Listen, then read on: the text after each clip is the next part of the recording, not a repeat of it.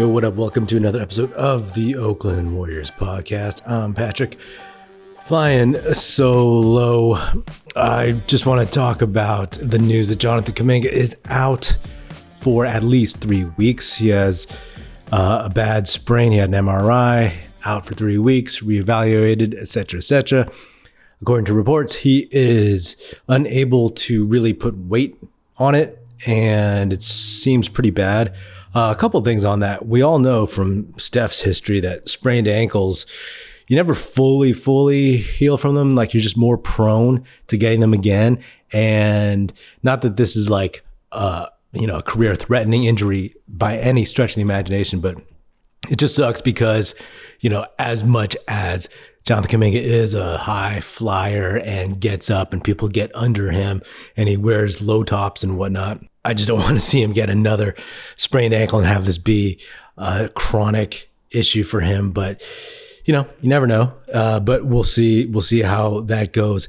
That being said, it's a bummer because you saw versus the Kings how bad the Warriors were. I mean, it wasn't, Kuminga would not have solved the problems that the Warriors showed in that game, but he definitely would have helped, right? Maybe the tenor of the game would have been different. Maybe if Steph didn't have to just be the one guy scoring all the time. This is a flawed team as of today, in early January 2025. I'll be honest, right? Like when Dunleavy made the moves to get, instead of, he went for Paul George, he went for Markkanen to some extent, but then ended up with Kyle Anderson, DeAnthony Melton, and Buddy Hield.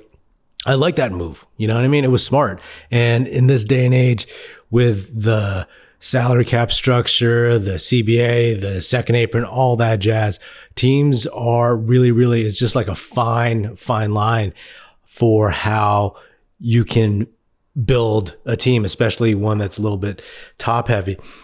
And it was working. And not that DeAnthony Melton is an MVP candidate, but he just fit, right? He just made sense. And if he didn't tear his ACL, if he wasn't in his last game just diving all over the place, which again, I've talked about this before. It's like, I appreciate the effort, but man, you are injury prone. Make a business decision and do not dive on the floor nonstop. But he's gone. Now we got Dennis Schroeder. And this team you look at it and, no disrespect to Schroeder and Buddy Hield, but whenever I see those dudes in the backcourt, and apologize if I said this last time, I don't even remember, but I'm like, this is the Warriors backcourt. At the end of the day, remember when Draymond used to talk about he wanted 16 game players, and I don't know if this team will even get to the playoffs, so it won't even matter. But if you look at this team, like right now, it's just not that great. It's just not fitting very well. When they hit shots, great, awesome, right? But live by the three, die by the three. And if you have nobody else, especially with Kuminga out, nobody else besides Wiggins, who has athleticism, who can maybe attack the basket, give some relief to Steph, it's going to be tough. Maybe some of these games coming up in the next few weeks, somebody will get hot. Maybe Moody finds or shows the world who he really is. Maybe Waters continues his hot shooting, but Buddy Hield, man, that's rough what he's going through. And then Schroeder is just all these guys, it's either, it's hot or cold nonstop. And that's not really what a championship team, obviously I'm not saying this is a championship team. We're just trying to get to the playoffs and avoid the play-in, but a playoff team, that's obviously not what you really want. What this dynasty, or when it was a dynasty is obviously officially over, but what the dynasty was full of was consistent dudes, winning players, and the Warriors just don't have that right now. And they have some guys who can win, who have won before, but right now it's just looking a little bit shaky. And with the trade deadline coming up, Jonathan Kuminga's injury, it just doesn't seem like all of a sudden somebody's going to give the Warriors what they want for him. He's not going to be able to showcase himself. And when he does come back, he's going to be rusty. He's going to be injured. He might be out of shape. His wind, his conditioning is not going to be there. And that could be in 3 weeks. That could be in a month, So I think with him, it's kind of tough because like, what happens next? What happens next? Like we've talked about Vucevic, and I think he'd be a good addition, but like, again, you're adding a guy who could help, but like, is he like a winning player? He's not anybody where you're like, oh yeah, that guy. But at this point, beggars can't be choosers. So I will take him. I will take him so that we all as Warriors fans don't have to just kind of go through this same mediocrity, mid, whatever you want to call it, this game in, game out, right? Like every now and then you'll see a flash, but like it's neither here nor there. And let's not kid ourselves. We're not talking, like I said, championship. We're talking about just being a consistent, serviceable team so that you can stay in the play-in area, get into the playoffs. The good thing is that there's other teams that are having problems. Minnesota's not doing what they expected to do. The Suns are having a lot of internal problems. The Pelicans stink. But, so there's always going to be an opportunity, and there's always going to be injuries, right? Like right now, the Warriors are going through some injuries. Other teams at the beginning of the season went through injuries. So you never really know how it all plays out. But like, how can the Warriors fix this? How can they just give themselves a fighting chance? And obviously, if you listen to the show before, like I was a big proponent, big supporter of Clay moving on. Better for him, better for the franchise, just to move on. But right now, it seems like the one thing that they miss from him, besides like he's probably shooting than Buddy Hield, is that, he, Steph, and Draymond did have those vibes of like the 4 titles, this aura and all that stuff. Steph has it still, Draymond still has it, but like it's different when it's 3 dudes as opposed to 2. That's just my opinion. And that's the thing that they probably miss, because when I look at some of these dudes like a Schroeder or a Hield, I'm just like, these guys are like maybe make the playoffs players, right? But at the end of the day, like the Warriors just don't have enough, and I hope they can make a move. I mean, I'm glad the trade deadline is coming up in the next month or so, because I've heard from a lot of Warriors fans, and we are all kind of just pulling our hair out. This is not fun to watch. I'm sure it's not fun for the players, and Steph himself, after that awful Kings game, said they're just not built to come back from big deficits. And it's funny because they used to be built to come back. Like they ushered in this era of, if you're down by 15, 20, you can come back because we're going to jack threes. You know what I mean? And now they're not that. We thought they were a good 3-point shooting team at the beginning of the season, and they were, and they still have dudes who can do that, but it's just like the level of consistency is just not there. And against the Kings, it's just like Malik Monk.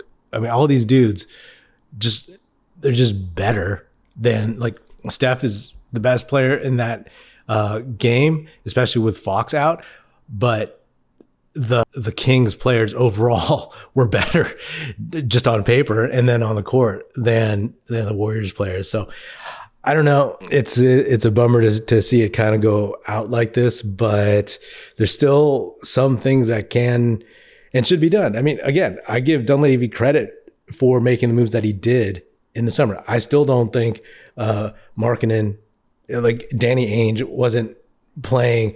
He wasn't upfront about everything. He was just trying to see what he could get, what his value could get. If he could extract a desperate team for every single asset that they had, then maybe he would have made that Markkanen trade. But like, it wasn't just, the Warriors want to keep Pods.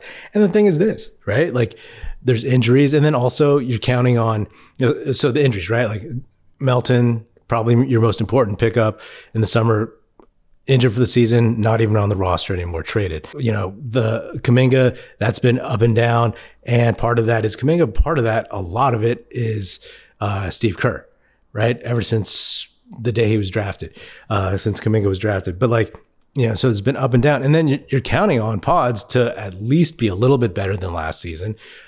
Not necessarily like way better. I mean, he can make a leap or something, but like his sophomore slump is just awful. It's awful. I thought that dude was going to be a very, very solid, like, 6'3", 6'4" Andre Iguodala type, not physically or athletically, but just as that stabilizing connector who knows how to play the game. We haven't gotten that. And then Gary Payton is obviously injured because he's always injured. And that's the thing. You can't count on that dude for many games.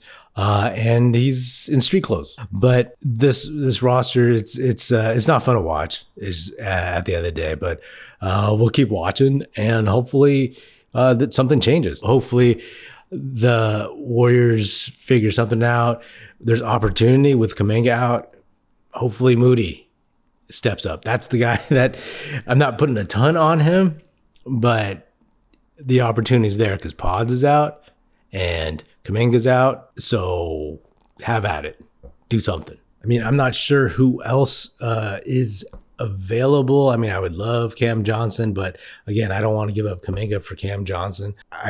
The Butler thing, like I said, I want to stay way, way, way away from that. And if you could keep Kuminga and get him, but like there's still a lot of baggage in terms of like salary, in terms of just him destroying his own teams and all that jazz.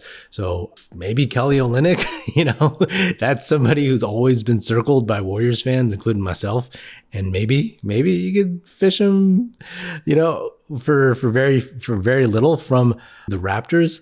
So, we'll see. It's going to be an interesting few weeks. It's going to be a painful few weeks, to be honest. I'm going to miss Kuminga out on the court because as much as I love Steph, Kuminga was the most intriguing thing about the season, at least especially the past few seasons to me, just seeing that guy grow and what his potential could be. And he's the one I look forward to watching every game just to see feast or famine. And it was more feast than anything lately. And like I said, in the last episode, I said that he spoke up.